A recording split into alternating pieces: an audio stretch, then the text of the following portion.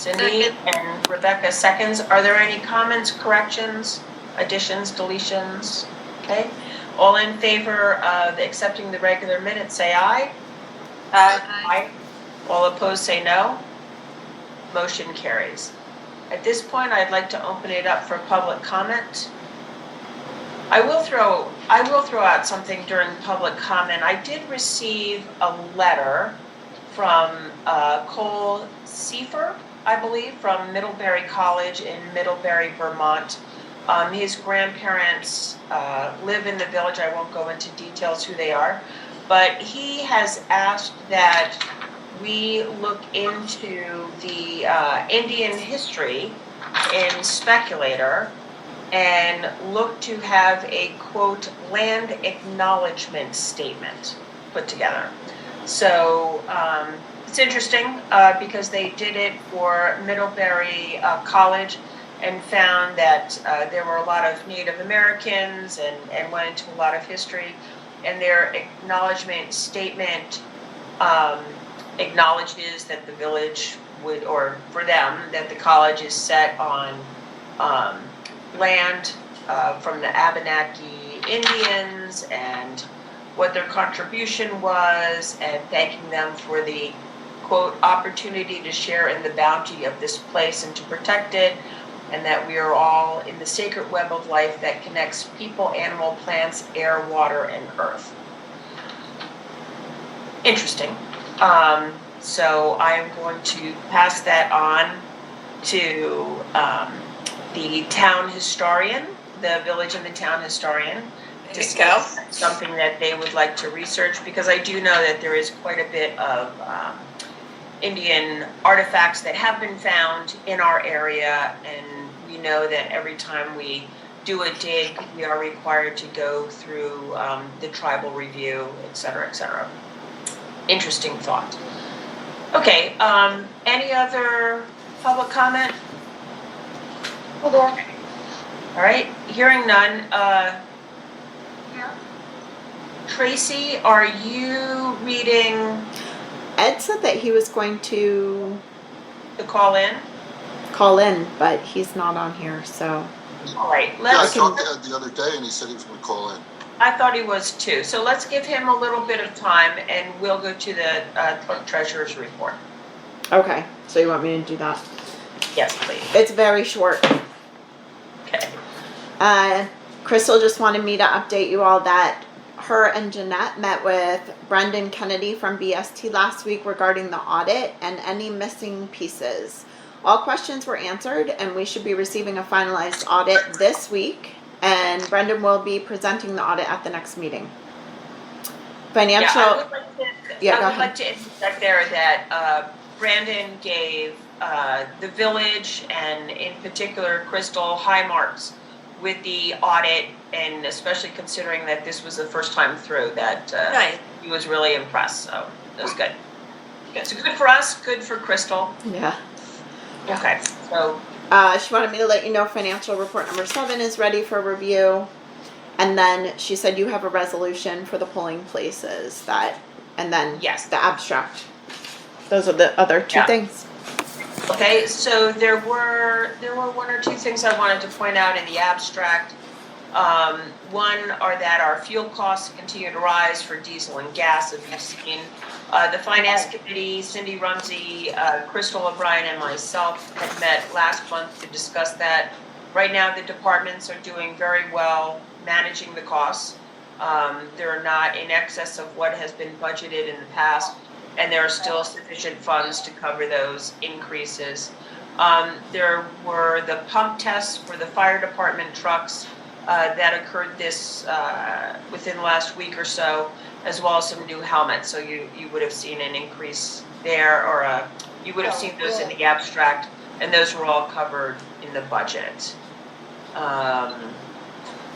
And mute is to mute. Tammy, would you mute your line? Tracy, are you able to mute that line? Let me see. Yes, I can. Okay, There we go. thank you. All right, all right, and Jim, you had a question in there about sockets that I have forwarded to Roger. Those weren't wrenches per se, but those were specific types of sockets. Thank you. Not exactly sure, but I'll have more tomorrow. Okay. So for the resolution is for the village election date and registration. So if you would allow me to share the screen, Tracy? Yep.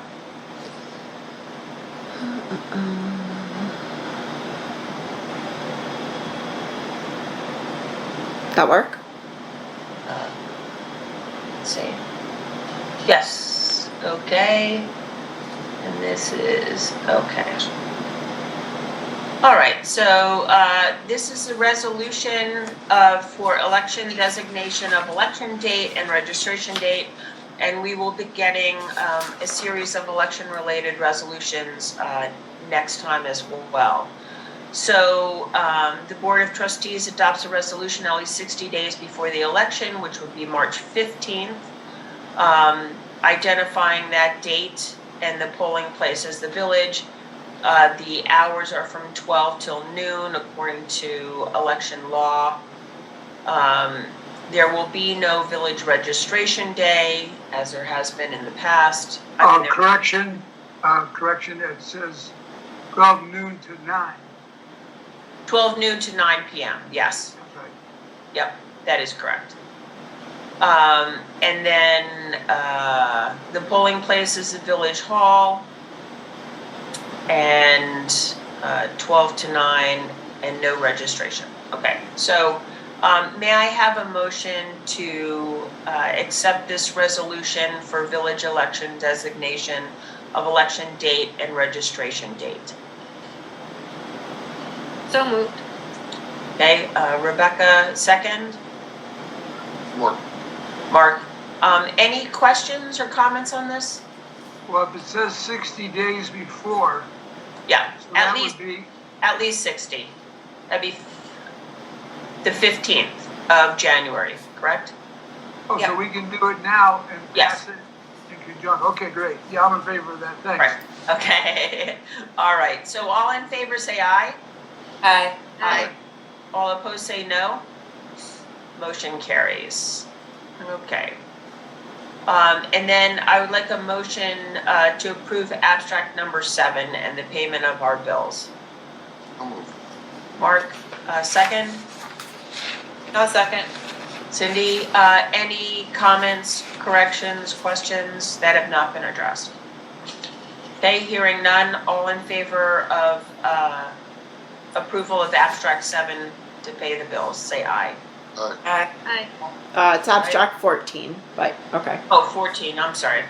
Financial. The financial report, right? Okay, all in favor of approving abstract 14, say aye. Aye. Aye. Aye. All opposed say no. Motion carries. Okay, old business. COVID update. As of January 5th, the Hamilton County Department of Health reported that there were 100 active cases in Hamilton County. That breakdown was, as of Wednesday, Lake Pleasant had 28, Indian Lake 22, Hope 16, Wells 15, Long Lake 8.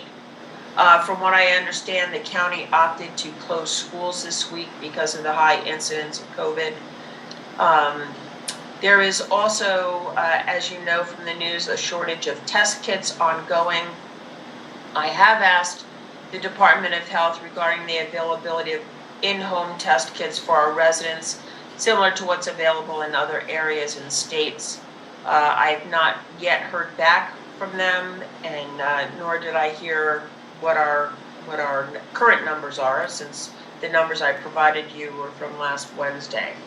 I did receive 2 calls over the weekend asking for test kits, as the residents were unable to secure any within our area. So they had called down to Johnstown and Gloversville and weren't able to get any.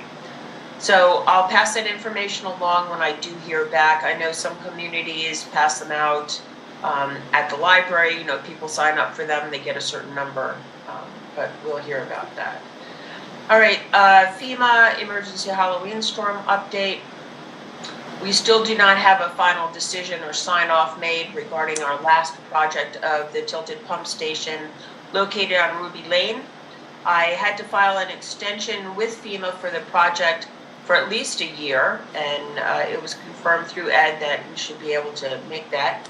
I am waiting to hear back from FEMA and Dishes, New York State Dishes on that. And I was assured that the project approval is forthcoming and that the extension should be granted. No update on the FEMA COVID plan. With the McComas Tower, we did get a few nice donations in the last month or so. We are hoping to have enough money secured to have the tower erected this summer. I'll plan to have an update on where we are with donations from that committee. And we are planning on taking the foundation and setting the footers for the tower this spring. So ideally that should be up this summer. New business. As of today, as of the 7th, 8th, Paul Alfieri has retired from DPW, and I would like to thank him for his 11 years of service to the village. We will be posting for the open position of village maintainer in the usual places such as the paper and the village website. So if anyone knows of someone who is qualified and interested, they should contact the village hall for an application. And after a minimum of 2 weeks, we'll set up some interviews for that. I know that there were some discussions on that open position, and I think those discussions will be ongoing. So Mark, how long ago was it? A year or two ago, we created the village maintainer position and allowed some flexibility across the board as far as responsibilities. Yeah. And we'll The be. position now allows us to work in any department, and the pay is the same amount. And if you get licenses, you get more. CDLs, Right. or plant operators, things like that. Great. Okay, Mark, disposition of a vehicle. Let me call up that resolution. Is that the right one? Yeah. Okay. All right, if you want to take us through that. Yeah, it's just one additional vehicle that Roger wants to dispose of. We had basically approved, talked to Roger. He's trying to get a truck off the lot. Basically, the 2500 series trucks are really not available. The Chevy dealer is trying to find one. If not, Roger will order one, and that will come out of the CHIPS fund. But this is just another truck that's kind of like a rust bucket. They just had a fuel tank on top of it to fill the machines up, so they're really not using it. What will happen, Roger will get the new truck, and Roger's truck will then become the fuel truck. So it's same language as the resolution for the other vehicles. And the money will go into the capital reserve fund for selected equipment for the Department of Public Works. Yeah, I would like to point out that this truck was not able to pass inspection as well, and that the cost to repair it to become roadworthy was prohibitive. So this will, again, as Mark said, this would be covered with CHIPS. So what we are looking to dispose of through the auction house is the 2006 Chevrolet Series 2500 with the VIN number as specified. And this also includes an 8.5-foot Fisher SS plow. So may I have a motion to pass this resolution authorizing the disposition of the vehicle and associated equipment? I'll move. Okay, and second by Jim. Okay, thank you, Jim, and thank you, Rebecca. Are there any questions, comments? Yeah, I'm going to I have all the pictures and condition report. I will put it on, have them put it on the web tomorrow. Okay, and do we have any idea of what we can get for it? I saw a couple of his emails saying, they're getting a lot of money for used vehicles. So, Okay. but it is pretty well rusted out. Okay. I really have maybe $3,000, the best. Mark, Beg your pardon? What did you say? about $3,000 is a guesstimate of what we can get for the truck, Okay, thanks. because it's pretty rusted. Is it gonna be replaced? Yes, that's what we would do through CHIPS. We have sufficient money in our CHIPS fund that would cover that. Will the next truck be less rusty? Can we get it undercoated, or what do you do? Well, Yeah, it's just the amount of salt on these roads. I mean, the state, the town, not so much us, just dump tons of salt and everything rusts out. And I'm surprised that this lasted as long as it did. Usually it's 8 to 10 years, so it's a long time. Okay. Thank you. So to Jim's point, do we apply undercoating to our trucks annually? And is that something that would be worthwhile for us to do? I know O'Connor's does. He has a special, they clean the vehicle and they undercoat it, and it lasts 2 or 3 years, and then you have to keep doing it. I'll talk to Mr. O'Connor and see what it costs, and maybe we'll have that done over there, and then the company warranties rust and stuff, but I don't know for how many years. Yeah, I think that would be well worth it for our maintenance costs, because it really does increase the life of the vehicle. A question, Mark, would this plow be usable on another vehicle? No, we don't need it, and the new vehicle will come with the plow. To kind of switch this out cost about as much money. And again, Roger was going to see, but for this truck, he's got a plow for his truck. So I told him just put it on a brand new plow, get everything brand new. This is what's we'll get some money here is the 8.5 foot Fisher stainless steel plow. That's what they bought. It's in great condition. So hopefully that'll increase the price of the truck for sales. Are we selling those separately, Mark? Or they come Thank as you. a set? They come as a package. Thank you, Mark. All right. Jeanette, So- can you just tell me who? It sounded like Cindy made that motion and Jim seconded it, but Second. you said Rebecca, Yes. so I was confused. Rebecca was third. Okay, so it was Cindy and Jim. Great. Okay. Yes. Yep. So all in favor of passing this resolution authorizing the disposition of the vehicle and associated equipment, say aye. Aye. Aye. All opposed say no. Motion carries. Okay. Let me get back to what I have here. Okay, and then we just have a couple of updates, and we'll get more at the next meeting. But the cross-country ski trails, as you know, the ski trails were closed for the month of December due to logging activities. DPW has walked the trails, and we're in the process of cleaning up any downed trees and limbs. They're also working on the bridge. Last I spoke with Roger earlier in the week, the water had not yet frozen sufficiently to set the bridge. So hopefully that'll be soon. I did hear that some folks had used it after New Year's, which is great. Yeah, it's pretty well frozen, and where the bridge was, technically, you can ski right over it. So they'll still get the bridge down, but right now everything's frozen good. Okay, terrific. I spoke with him earlier in the week, so they should be in the process of doing that. The ice rink was open this weekend and in use. Although I've been told that there are still layers that need to be built up to get a thick coating of ice. They're doing it every day that they can, early in the morning when the temperatures are low. The chamber has brought down the skates, so there are skates that people have donated and can be used. And then the hockey equipment, thanks to generous donations facilitated by Eric Holvig, those are down at the pavilion, and Eric is planning to hold a clinic for youth hockey on Monday at 4:15 next Monday. So if we can get the word out on that, that'd be great. There was a lot of interest in participation last year, and I certainly hope that there'll be a lot of kids and young people participating this season as well.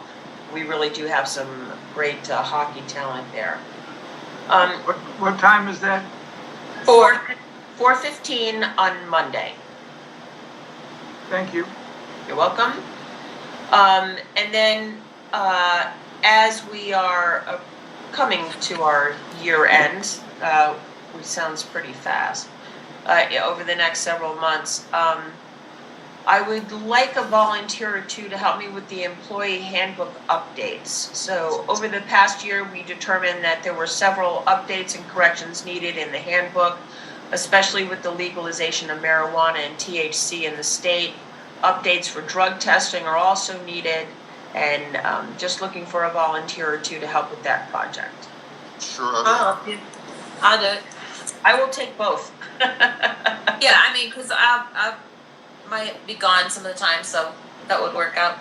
That would be terrific. So, Also update on Governor Cuomo's 2018 change to after 5 years of service, they have civil service status rights. oh yeah, Oh, is that how that works? yeah, Yeah, it used to be 10 years and then he changed it to 5 years. Normally we did 10 years if they were Okay. non-competitive employee to take a civil service test. right. I think that was just basically the city's obligation, but now it's statewide 5 years. Okay. So yes, so that was. Thank you, Governor Cuomo, for that. And we also need to put in there the volunteer fire department. So they need to document signing of harassment policy, et cetera, for that as But well. we have to add them into that, you mean? Yeah, so right now there's no It's language. not in there, yeah. Right, and they would be considered under the village. Drug testing for all employees, right now it's for CDL drivers. And then the marijuana update and the harassment policy update. And civil service. So those things at a minimum have to be in there, and we'll see how we can clean that up. Is there any other new business? I have a question about the fire department with their truck. Yeah. Does that The antique truck? yeah, Or, well, it's not antique, okay. whatever. So, yep. So Cindy and I attended the fire department meeting last Tuesday. Last Tuesday. And during that time, the fire department would like to give up the old fire truck that comes out for parades and things like that, because it's no longer of use. It's costly to insure and store, and it's just getting very difficult. So they would like to ask the village to dispose of it as they will. We can offer it to the Historical Society, because that's who has driven it in the past. We have an opportunity to auction it off if we wish. There is no historical value to the truck itself, since it's been cobbled together, from what I understand, so it's not really an historic vehicle from that point of view.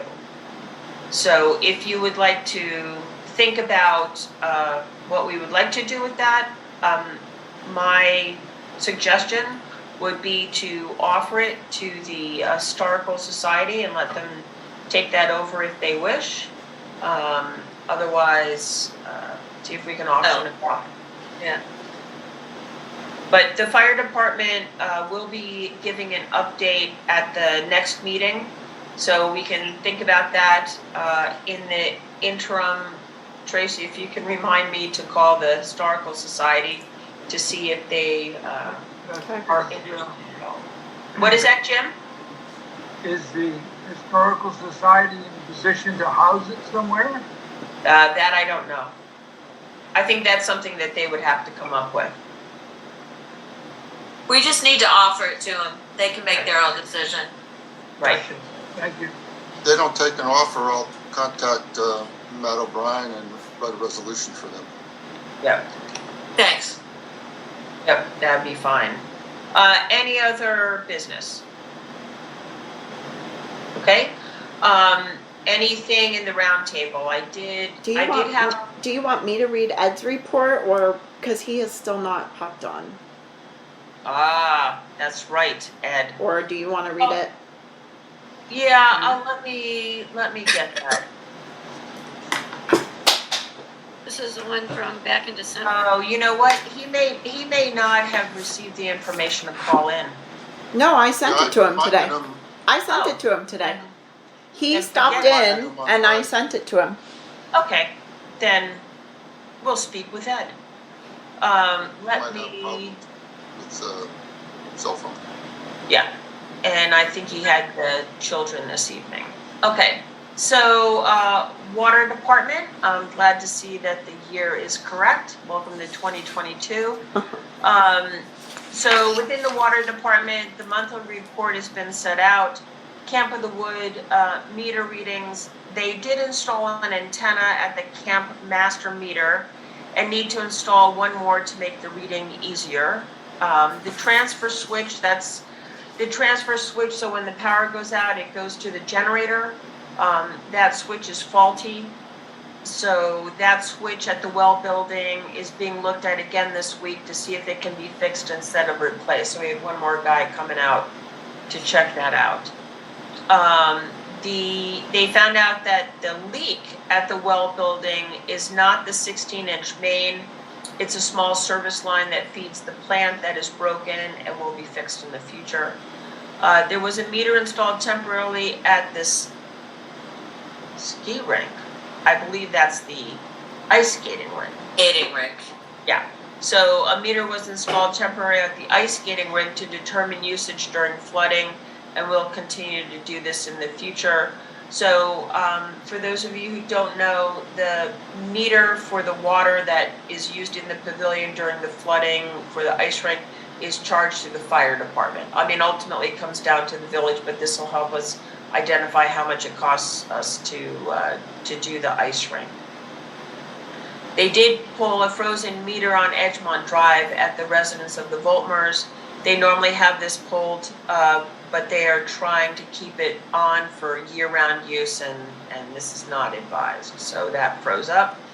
The 5-year plan that we had discussed at the last meeting is still being worked on, and I would ask that the committee for for water and wastewater help Ed with suggestions for that 5-year plan for the water department and the wastewater department. His expenditures are pretty much the same with Charlie John, Slack Chemical, Adirondack Environmental, and Gepler's.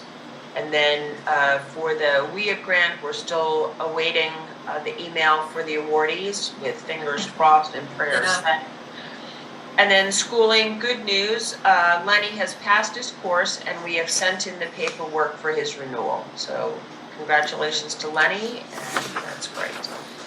Meanwhile, I believe JR will take approximately a year working in his position to be able to get his water license.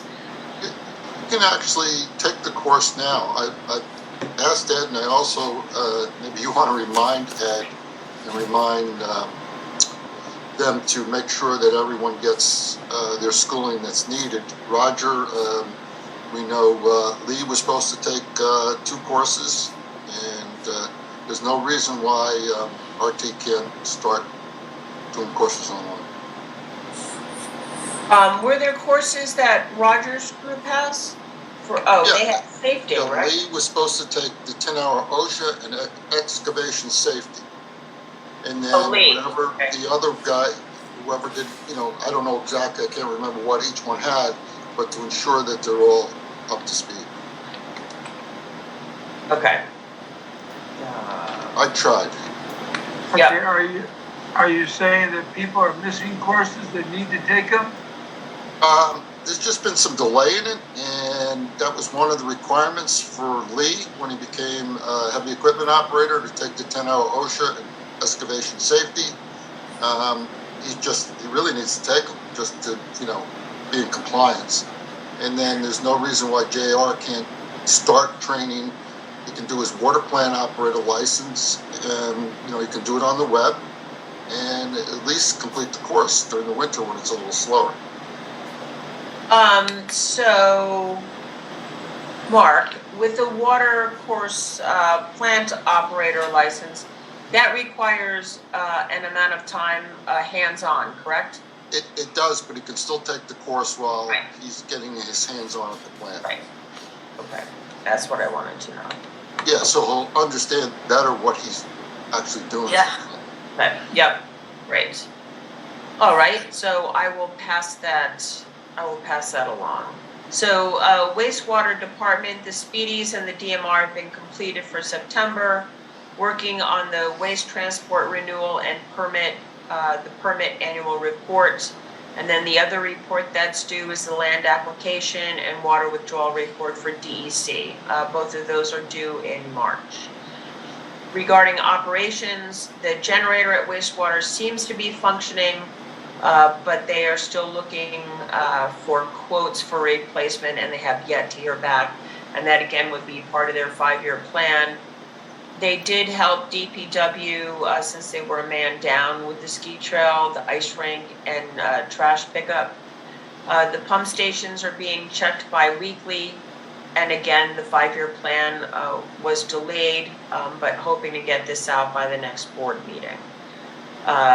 Charlie John's, Gempler's, 80K Environmental were the expenditures. And regarding the upgrade wastewater project, at this time the project is underway again with work being performed on the headworks. He met with Brendan today to review some small issues that still need attention. I would like to point out as well that notice, and Tracy, you can confirm this with me, that a notice went out to all Village of Speculator water and wastewater customers regarding the water and sewer rate increase that will be effective February 1st. Yes, it has been mailed. Okay, correct. Good. So, at the end of the day, this is the third of 3 rate increases that had been proposed a while back, a few years ago, in 2019. So this is the third and final increase. This represents $4 per quarter in base rate for water, so a total of $16 annually, and an increase of $3 per quarter or $12 annually in the base rate for sewer. So this increase was originally scheduled to go into effect on August 1st, but at the time, if you will recall, the Board of Trustees voted to postpone that base rate increase for 2 quarters due to the pandemic. And I would like to just put out a reminder that these requisite increases in base rates actually represent an annual increase of 1.75% over the last 7 years, inclusive of our significant infrastructure environmental upgrades that are almost completed now. And this is well below the general 2% inflation rate. The only other adjustment, we have not changed any usage rates since 2012. So those have not gone up at all for the last 10 years. The only thing that we've changed is we did impose a minimum usage of 3,000 gallons per quarter in November without an increase to the usage rates. That's it. All right. Any comments, questions? Jim had a question, didn't you, Jim? Jim? Jim, did you have a question? No. Okay. Raising hand signals. All right. So for the round table, I do have something that's kind of exciting. Each year at the beginning of June, quite a few float planes come to Speculator. And when they started 50 years ago, they started flying into the beach at Camp of the Woods, and then they switched to flying in at the Speculator Public Beach. And this year will mark their 50th anniversary. So I think that's a pretty big deal, and the pilots are just terrific. So I would like us to think about how we could mark that occasion with them. And I will be speaking with the Chamber of Commerce, because I'd let them know as well about their 50th anniversary. And we'll be open to entertain any suggestions, on that matter. So we've got a little bit of time, but, I thought it'd be good to mark that. Okay. Right? All right, anything from anybody else? No, speak now, forever hold your peace? Jeanette, Yes. question, regarding the 50th anniversary of it, have they picked a weekend?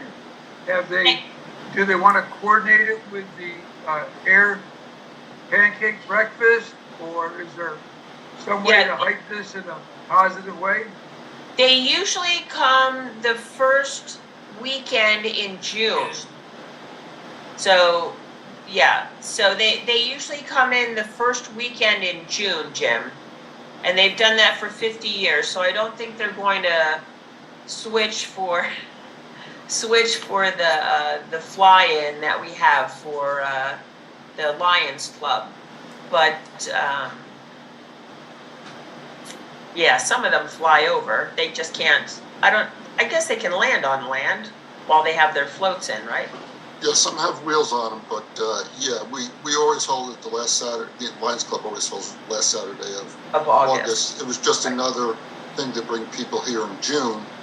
Right. And they used to stay at Camp of the Woods, but there were some issues, and they're no longer allowed to stay there because it used to be a really large event. Yeah. Right. Yeah, well, So they do stay at Lake Pleasant Inn. I think some stay over at Bob Kukin's place at the Cedarhurst. So it's a nice little event, and they hang out and talk to people, show off their planes and stuff, and very, very friendly group of people from all over. So it's pretty neat. So hopefully we'll be able to do something to recognize that event. If housing was an issue, would they go to private residencies that were open? Oh, I'm sure they would. If those could be vetted or arranged or whatever. But I'll be in touch with the fellow who coordinates it. Don Boardman, I believe his name is. Thank you. Is that your new? yeah, I'm not sure what's going on. When you close the meeting, I'll go get him and you can look at him. Okay, good. So, Mark, would you like to make a motion? Wait, Yeah, do we're we going have- into executive session. Yeah. Oh, I'm sorry. Yeah. No, we don't need to go with executive session because that's all finished. My bad for the agenda. So, as of this point, there's no other business to discuss. Right, I'd like to Great. make a motion to end the meeting. Okay, second? Second. All right. All right. Hang on All a right, minute. all in favor? Aye. Aye. Aye.